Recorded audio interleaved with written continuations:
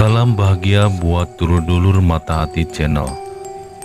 Semoga dulur-dulur diberi kesehatan selalu dan diberi rezeki tiada henti. Kini kami dari tim Mata Hati Channel ingin mengetahui jejak sejarah Mbah Priuk hingga lekat dengan Tanjung Priuk.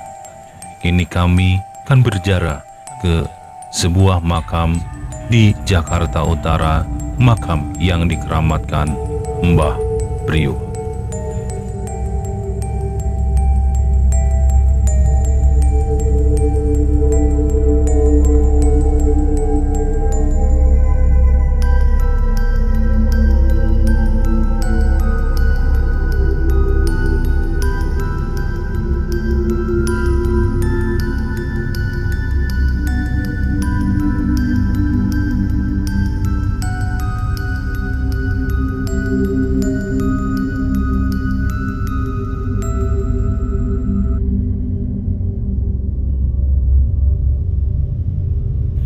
Melihat sosok Mbah Priuk yang makamnya dikeramatkan warga Jakarta Utara, keberadaan makam Mbah Priuk yang berada di Pelabuhan Tanjung Priuk, Koja, Jakarta Utara yang dikenal makam keramat oleh masyarakat.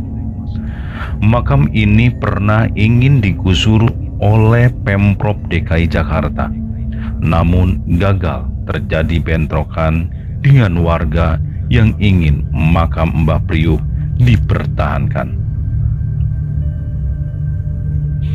Sebelum pandemi COVID-19, makam Mbah Priuk di kawasan Koja Tanjung Priuk, Jakarta Utara selalu ramai didatangi pengunjung yang ingin berziarah. Tidak hanya dari kalangan kota Jakarta, pengunjung bahkan datang dari luar kota menggunakan mobil pribadi atau armada bus yang sengaja disewa untuk sampai di lokasi yang terletak di Jalan Jampea nomor 6 Koja. Sebenarnya nama Mbah Priuk adalah Al-Imam Al-Arifin Billah Sayyidina Al-Habib Hasan bin Muhammad Al-Haddad. Al-Habib Hasan merupakan penyebar agama Islam di Batavia pada abad ke-18. Bismillahirrahmanirrahim. Assalamualaikum warahmatullahi wabarakatuh. Salam bahagia selalu buat dulur-dulur semuanya. Semoga dalam lindungan Allah Subhanahu wa taala. Jumpa lagi bersama saya Duni Ibrahim di Mata Hati Channel. Malam ini saya sudah berada di makam Mbah Priuk ya, tepatnya di Jakarta Utara. Kami semua dari tim Mata Hati Channel kesini untuk berziarah. Buat dulur-dulur tetap pantengin terus channel kami di Mata Hati Channel.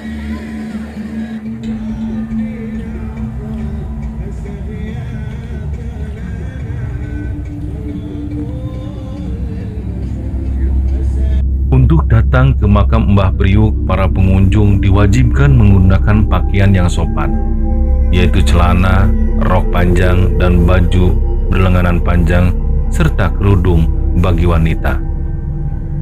Terdapat sebuah lapangan parkir yang luas di sekitar makam Mbah Priuk. Hal ini dikarenakan makam Mbah Priuk selalu didatangi oleh para rombongan berziarah dari penjuru Nusantara yang biasanya menggunakan bus dan mobil-mobil besar.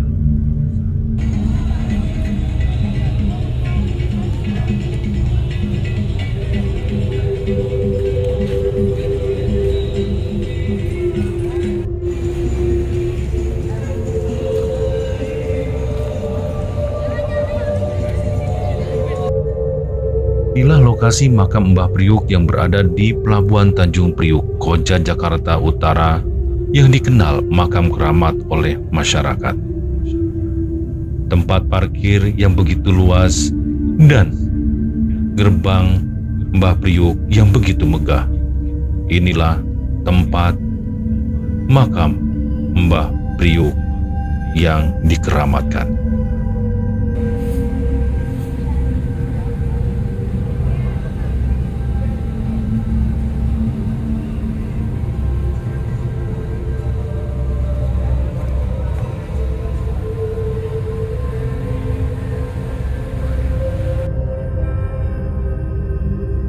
kalangan masyarakat, makam Habib Hasan atau Mbah Priuk dikenal sebagai salah satu makam keramat. Di kompleks makam terdapat sebuah ruangan atau hal yang biasa digunakan untuk melakukan doa bersama. Di sana juga terdapat sebuah kolam yang sumber airnya dipercaya membawa berkah. Makam ini sangat ramai sebelum COVID-19. Makam yang terletak di daerah Koja, Jakarta Utara ini memiliki dua bagian depan dan belakang dengan luas mencapai 3,4 hektar. Di area depan terdapat kolam dan air terjun kecil disebut mata air berkah. Sumber mata air ini dipercaya memiliki khasiat seperti air Zam-Zam. Ini memang air tanah yang mengalir dari dekat makam Mbah Priuk ke seluruh area makam termasuk tempat wudhu. Air ini telah dialirkan melalui pipa dan pengunjung dapat mengambilnya lewat keran. Bahkan di bawah keran-keran tersebut disediakan pula gelas untuk menampung air.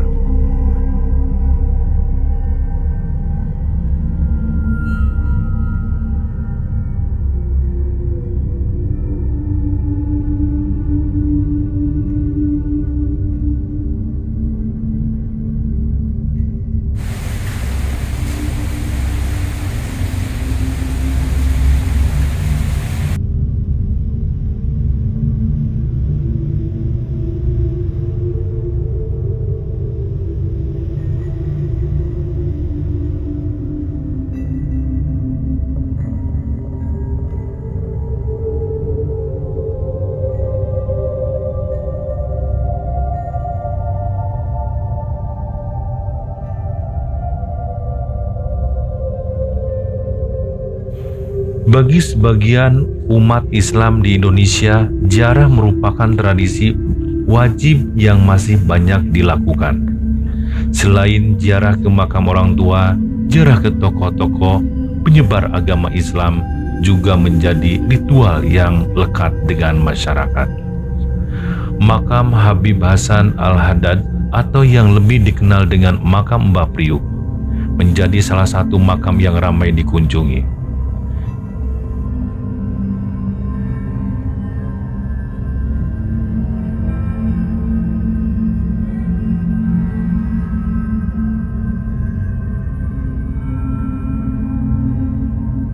Mbah Priuk memiliki nama asli Al-Imam Arifin Billah Sayyidina Al-Habib Hasan bin Muhammad Al-Haddad. Beliau lahir di Palembang tahun 1727. Pada tahun 1756, Mbah Priuk atau Habib Hasan bersama dengan Al-Arifin Billah Al-Habib Ali Al-Haddad pergi ke Pulau Jawa untuk menyebarkan agama Islam. Mereka berlayar menuju Batavia selama 2 bulan dan menghadapi berbagai rintangan.